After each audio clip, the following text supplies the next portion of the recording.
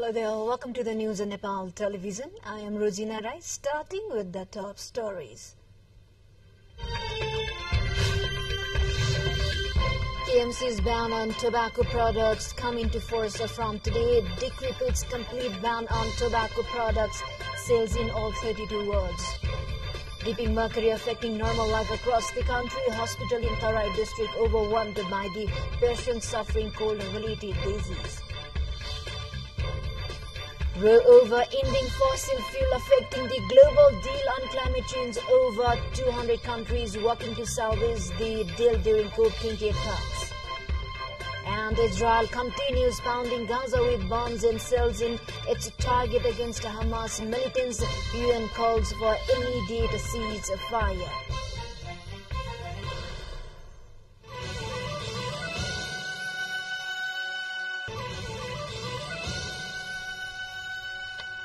Welcome back, and now we have the news in detail.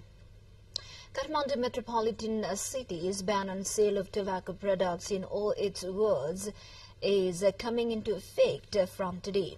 The KMC's decree puts a complete ban on sale, storage and use of tobacco products packaged in plastic sale in all the 32 wards of the metropolis. All tobacco products as cigarettes, bidi, tamaku, sulfa, kakkad, raw tobacco packaged in plastic, chewing tobacco, gutka, pan parak and others are prohibited. Chief of KMC Health Department Ram Prasad Paudel has said that KMC police will seize the products if found selling them. The decision has been taken by the metropolis by keeping in mind the interest of public health and to succeed its campaign of a healthier Kathmandu city. The number of patients suffering from cold and cough fever and respiratory problems visiting hospitals has increased with a dip in mercury in Parsa district. There is a surge of patients in the urban and rural areas with the increasing cold due to the onset of cold wave there since some days. The district health office Parsa stated that an increasing number of people suffering from cough and cold fever and respiratory problems have been visiting the Birganj-based Narayani Hospital, Prabhu Hospital, Nepal Medicity, Vayodhya Hospital and the health facilities in the rural areas. Patients include infants and the elderly alike. The number of patients at the hospital has surged due to the increase in cold in the last some days, said Dr. Uday Narayan Singh, the information officer, Narayani Hospital. He said 30 to 40 patients suffering from cold, cough and fever, pneumonia and other diseases have been visiting the hospital daily seeking medication. According to him, the hospital is struggling to cope up with the surge in patients due to shortage of beds. Dr. Singh added that they are treating patients, keeping them on floor for lack of beds. With this, we take a short break. Stay with us for remaining updates. Welcome back. You're watching Nepal Television News. Now we have remaining national and international headliners. The fervor of Bibaha Panchami celebration has gripped Mithila region these days. This time honored festival commemorating the wedding of Hindu god Ram and goddess Sita is observed with all the associated rituals of a week each year in Mithila. Various cultural programs and religious rituals are organized for a week from Matihani of Mahatari to Janakpur Dham of Dhanusa in celebration of the Bibaha Panchami. The fervor of this traditional festival can be witnessed throughout the Mithila region of Nepal and India this time also. The wedding of Ram and Sita is enacted on the occasion of Bibaha Panchami, and as per the tradition, the bridegroom's party arrives in Janakpur Dham from Ayodhya, India for the wedding. According to the scriptures, Lord Ram, son of King Dashrath of Ayodhya, married goddess Sita, daughter of King Janak of Janakpur Dham during the Treta Epoch. The marriage was solemnized in Janakpur Dham. Hundreds of saints, holy men, ascetics and hermits from the Mithila region, including the Mahantas from famous shrines of India, arrived in Janakpur to partake in the festivities on the occasion. The Bibaha Panchami falls on December 17 this year. Now we have international update. Thai authorities said they have seized 50 million methamphetamine tablets near the country's border with Myanmar, a record haul of meth pills for Thailand and the second largest in Asia. The tablets had been a large sacks at the back of six-wheeled truck that was intercepted by Thai police officials and soldiers at a security checkpoint in western Kanchanaburi province, police said.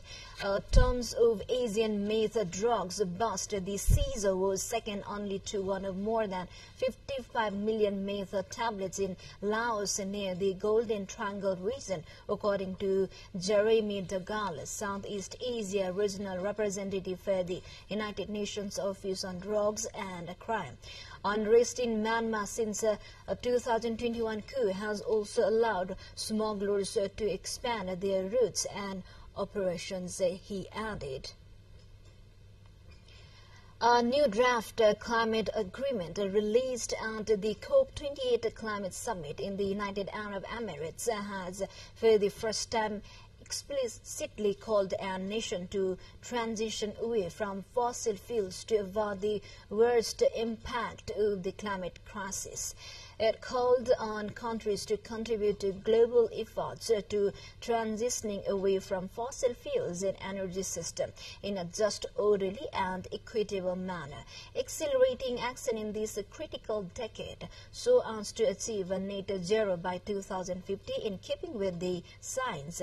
The new proposal said countries recognized the need for deep, rapid and sustained reduction in greenhouse gas emission in line with 1.5 Celsius pathways. It called for a tripling of global renewable energy capacity by 2030 and repeated previously agreed language that they would accelerate efforts towards the phase down of unabated coal power.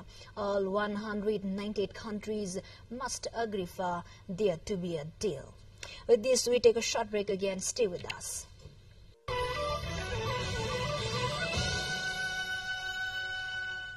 Welcome back. Thank you for staying with us. Now we have remaining international headliners. The Palestinians got overwhelming support on Tuesday in a UN General Assembly resolution demanding an immediate humanitarian ceasefire in Gaza to move towards an end to the Israel-Hamas war.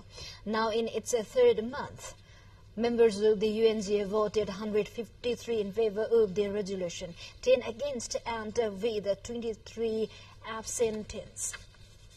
After the United States vetoed a resolution in the UN Security Council on Friday demanding a humanitarian ceasefire, Arab and Islamic nations called for the emergency session of the 193-member General Assembly to vote a resolution making the same demand. Unlike Security Council resolutions, General Assembly resolutions are not legally binding.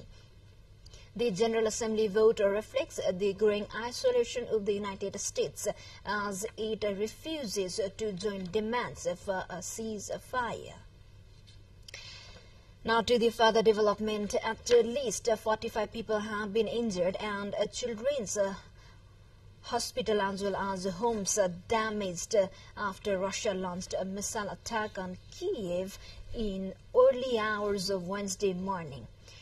18 people, including 2 children, were taken to the hospital while the others were treated at the scene. And apartment building, a private house and several cars caught fire while the windows and entrances to a children's hospital in Kiev's Dniprovsky district were broken, Klitschko said. Falling rocket debris also damaged the water supply system.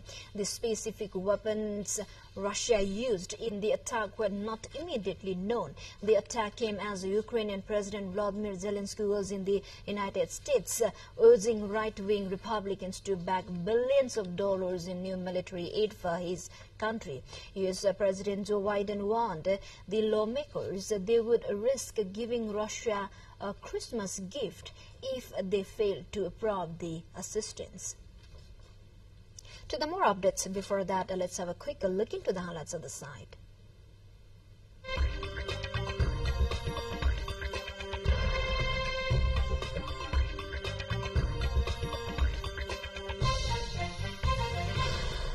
We are now moving on to sports.